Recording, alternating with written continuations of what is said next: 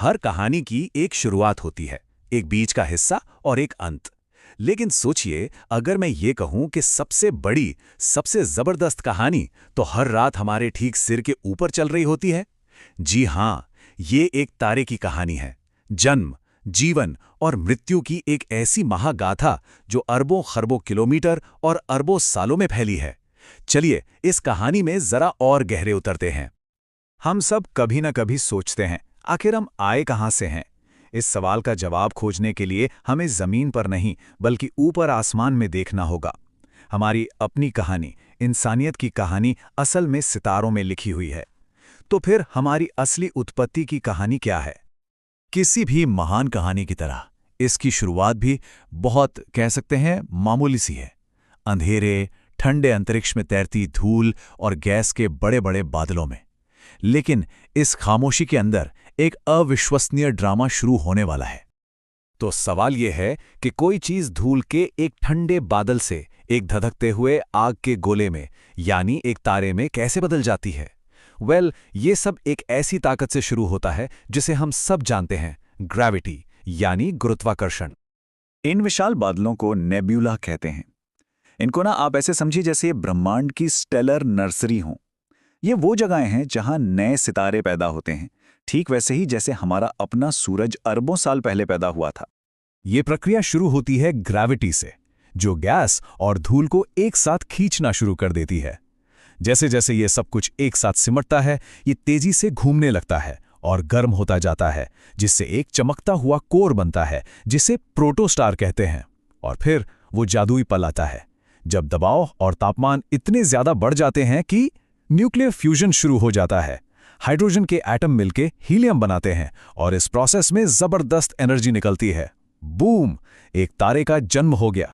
एक बार जब तारा जल उठता है तो वो अपनी जिंदगी के सबसे लंबे और सबसे स्टेबल फेज में चला जाता है।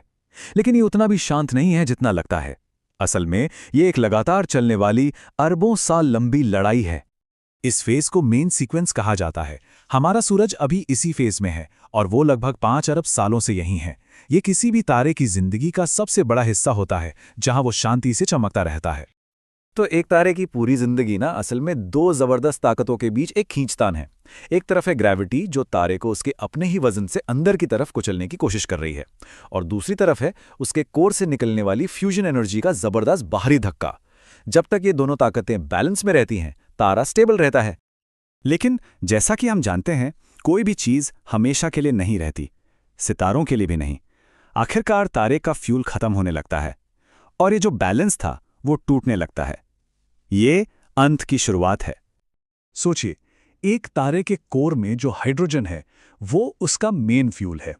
अब जब ये फ्यूल कम होने लगता है तो फ्यूजन से बाहर की तरफ जो धक्का लग रहा था वो कमजोर पड़ जाता है और अब ग्रेविटी हावी होने लगती है।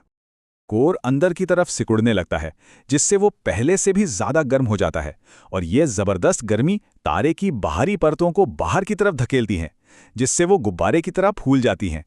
तारा एक रेड जायंट, या अगर वो बहुत बड़ा है तो एक रेड सुपर जायंट बन जाता है।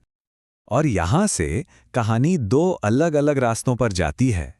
एक तारे का आखिरी अंजाम क्या होगा, यह पूरी तरह से इस बात पर निर्भर करता है कि उसने अपनी जिंदगी कैसे शुरू की थी, खासतौर पर उसका वजन यानी मास कितना था। तो देखिए, यहां पर दो मेन रास्ते हैं। हमारे सूरज जैसे छोटे कम वजन वाले तारे, उनका अंत काफी शांत होता है, वो धीरे धीरे खत्म हो जाते हैं। लेकिन जो तारे सूरज से 8 गुना या उससे भी ज्यादा बड़े होते हैं, वो एक जोरदार धमाके के साथ खत्म होते हैं। चलिए पहले रास्ते को देखते हैं। एक कम वजन वाला तारा अपने रेड जायंट फेज के आखिर में अपनी बाहरी गैस की परतों को धीरे धीरे अंतरिक्ष में छोड़ देता है। ये परतें फैलकर एक बहुत ही खूबसूरत चमकती हुई चीज बनाती हैं, जिसे प्लैनेटरी नेब्यूला कहते हैं। और पीछे क्या रह जाता है? तारे का वो बेहद गर्म और घना कोर, जिसे अब हम व्हाइट ड्वार्फ कहते हैं।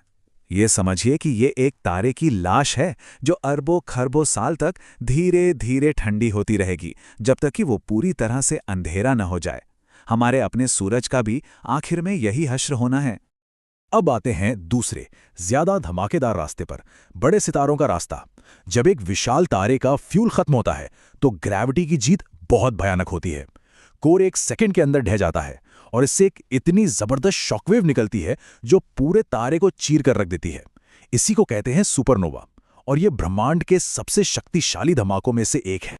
सुपरनोवा के बाद भी पीछे कुछ बच जाता है, या तो एक न्यूट्रॉन स्टार, मतलब एक ऐसी चीज जो इतनी ज्यादा घनी है कि सोचिए उसका एक चम्मच पदार्थ माउंट एवरेस्ट जितना भारी होगा, या फिर अगर तारा बहुत ही ज्यादा बड़ा था तो ग्रेविटी पूरी तरह से जीत जाती है और एक ब्लैक होल बन जाता है, एक ऐसी जगह जहां से कुछ भी, यहां तक कि रोशनी भी बाहर नहीं निकल सकती।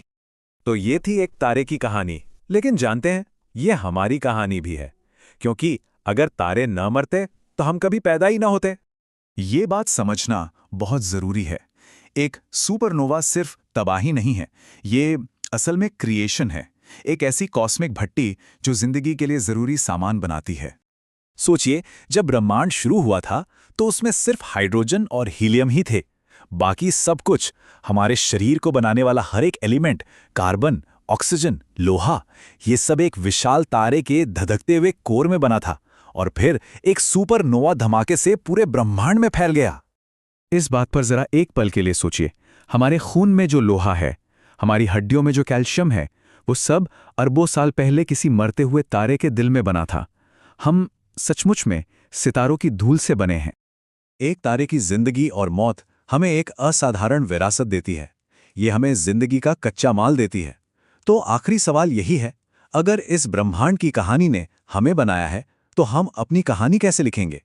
अगर सितारों की धूल ने हमें बनाया है तो हम उससे क्या बनाएंगे?